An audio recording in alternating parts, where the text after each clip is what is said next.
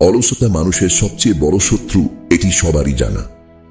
একজন অলস ব্যক্তি কখনোই জীবনে সত্যিকারের সফলতা অর্জন করতে পারে না।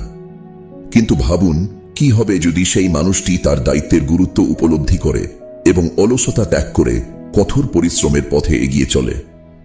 আজকের গল্প এমনই এক যুবকের, যে কিনা তার অলসতার খারাপ অভ্যাস ত্যাগ করে তার জীবনকে বদলে দিয়েছিল। এই গল্প থেকে আপনিও শিখবেন কিভাবে সঠিক মোটিভেশন এবং দৃঢ় সংকল্প আমাদেরকে সফল করে তুলতে পারে। তাই গল্পটি শেষ পর্যন্ত দেখুন। একটি ছোট্ট গ্রাম ছিল, শহরের কোলাহল থেকে অনেক দূরে। সেখানে এক যুবক তার বাবা মার সাথে একটি ছোট্ট ঝুপড়িতে বাস করত। যুবকের নাম ছিল রনি, যে কিনা তার অলস স্বভাবের জন্য পুরো গ্রামে পরিচিত ছিল। তার প্রতিদিনের কাজ ছিল তার বাবার সাথে ক্ষেতের কাজ করা এবং ধান খেতে আসা পাখিদের তাড়ানো। গ্রামের অন্যান্য মানুষরা যখন ক্ষেতের মধ্যে দাঁড়িয়ে পাখিদের তাড়ানোর জন্য লাঠি বা গুলতি ব্যবহার করত, তখন রনি ভাবত, এরা সবাই দাঁড়িয়ে কেন কাজ করছে। সে আলাদা কিছু করার চিন্তা করল। সে মাঠের চারদিকে কাঠের খুঁটিতে খালি তেলের টিনের ভিতরে কিছু নুড়ি পাথর দিয়ে ঝুলিয়ে দিল এবং সেগুলোকে রশি দিয়ে বেঁধে দিল, যাতে সে আরামে শুয়ে পাখিদের ভয় দেখাতে পারে। ছেলের এমন অলসতাতে তার বাবা কিছুটা চিন্তিত হতো। তিনি মনে করতেন, যদি একদিন তিনি অসুস্থ হয়ে পড়েন, তাহলে রনি একা সব কাজ সামলাতে পারবে না। তবে রনি তার বুদ্ধির উপায়ে তাকে দেয়া কাজ শেষ করে ফেলত বলে তার বাবা কখনোই খুব বেশি ক্ষুব্ধ হতেন না। কিন্তু সময় কারো পক্ষে বেশিক্ষণ থাকে না। গরমের দিন এসে পড়েছিল আর ধানের ক্ষেতের বিশেষ যত্ন প্রয়োজন ছিল, কিন্তু তখন হঠাৎ তার বাবা অসুস্থ হয়ে পড়লেন। এখন পুরো ভার রনির কাঁধে এসে পড়ল। সপ্তাহ পেরিয়ে গেল, কিন্তু তার বাবা সুস্থ হলেন না। ধীরে ধীরে যা ভয় ছিল তাই বাস্তবে পরিণত হল। খরার কারণে ক্ষেত শুকিয়ে যেতে লাগলো, পানি না থাকায় ধানের ফসল নষ্ট হয়ে গেল। রনি এখন পুরোপুরি হতাশ হয়ে গিয়েছিল। সে বুঝতে পারছিল না কি করবে। পরিবারের সঞ্চয়ও শেষ হয়ে যাচ্ছিল, আর এইদিকে বাবার চিকিৎসার খরচও বাড়ছিল। যে ফসল তাদের আশার আলো ছিল, তা এখন বিলীন হয়ে গেছে। রাতের আকাশের তারা দেখতে দেখতে রনি গভীর চিন্তায় পড়ে গেল। আমি তো গ্রামের ছেলে, ক্ষেতের কাজ আমার জন্য কঠিন হওয়া উচিত নয়। কিন্তু আমার অলসতা এবং পরিশ্রমের অভাবের কারণে পরিবারের একমাত্র আশা ধিমে গেছে। সে নিজেকে খুব দুর্বল মনে করছিল। পরের দিন সকালে গ্রামে কিছু কোলাহল দেখা গেল।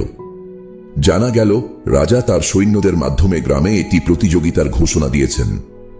রাজকুমারের জন্মদিন উপলক্ষে এই প্রতিযোগিতা অনুষ্ঠিত হবে এবং বিজেতাকে সোনার একটি বাক্স দেওয়া হবে।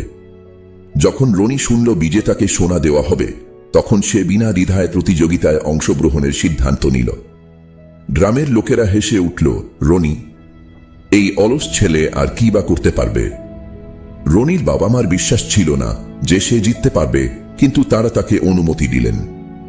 তাদের আশা ছিল হয়তো এই প্রতিযোগিতা রনির জীবনকে পরিবর্তিত করবে এবং তাকে দায়িত্বশীল বানাবে। 3 দিন পর প্রতিযোগিতা শুরু হলো। সব প্রতিযোগী গ্রামের কাছের একটি হ্রদের তীরে জমা হলো। রনি দেখল অন্যান্য প্রতিযোগীরা তার থেকে অনেক শক্তিশালী ও প্রশিক্ষিত। সে চিন্তায় পড়ে গেল, আমি এদের সাথে কিভাবে প্রতিযোগিতা করব। কিন্তু সে হতাশ হয়নি। সে তার পরিবারের দুর্দশা মনে করে দৃঢ় সংকল্প করল, যা কিছুই হোক তাকে এই প্রতিযোগিতা জিতেই হবে। প্রথম রাউন্ডে সকলকে হ্রদ পার করতে বলা হলো। নিয়ম ছিল তারা যে কোনো উপায়ে হ্রদ পার করতে পারবে।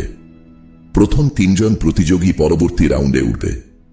গিনতি শুরু হতেই সবাই হ্রদে ঝাঁপ দিল, কিন্তু রনি একটি আলাদা পরিকল্পনা করল।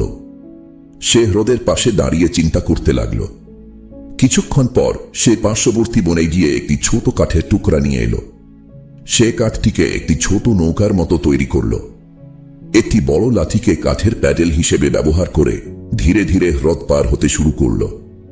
রনি ভাবল, প্রতিযোগিতা হ্রদ পার করার জন্য, সাঁতার কাটার জন্য নয়।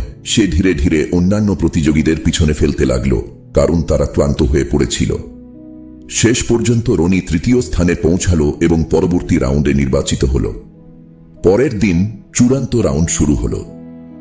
এখন 3 জন প্রতিযোগীকে একটি বড় মাঠের মধ্য দিয়ে একটি কাঠের ব্লককে 1 কিলোমিটার ধাক্কা দিতে হবে। তাদের কিছু যন্ত্রপাতি দেওয়া হয়েছিল, কিন্তু তারা শুধুমাত্র একটি যন্ত্র ব্যবহার করতে পারবে। গিনতি শুরু হতেই অন্যান্য প্রতিযোগীরা রশি এবং লিভার মতো যন্ত্র নিয়ে নিল, কিন্তু রনি চুপচাপ চিন্তা করতে লাগল। তারপর সে এমন কিছু বেছে নিল যা দেখে সবাই অবাক হয়ে গেল, একটি ছুরি।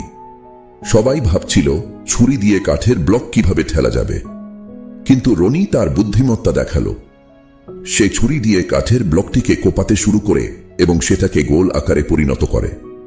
এখন এই গোল ব্লক ঠেলে নিয়ে যাওয়া তার জন্য সহজ হয়ে গেল। সে তার সমস্ত শক্তি ঢেলে দিল এবং শেষে প্রথম হয়ে ফিনিশ লাইনে পৌঁছালো। গ্রামের সবাই অবাক হয়ে গেছিল। তারা রনির আত্মবিশ্বাস ও কঠোর পরিশ্রমকে সম্মান জানাল। একজন অলস যে বুদ্ধিমত্তা এবং পরিশ্রমে এগিয়ে গিয়ে প্রতিযোগিতা জিতেছে। প্রায় অলস মানুষরা বুদ্ধিমান হয়, কিন্তু তাদের সমস্যা হলো যে তারা অলসতার কারণে তাদের প্রকৃত শক্তি দিয়ে কাজ করতে পারে না।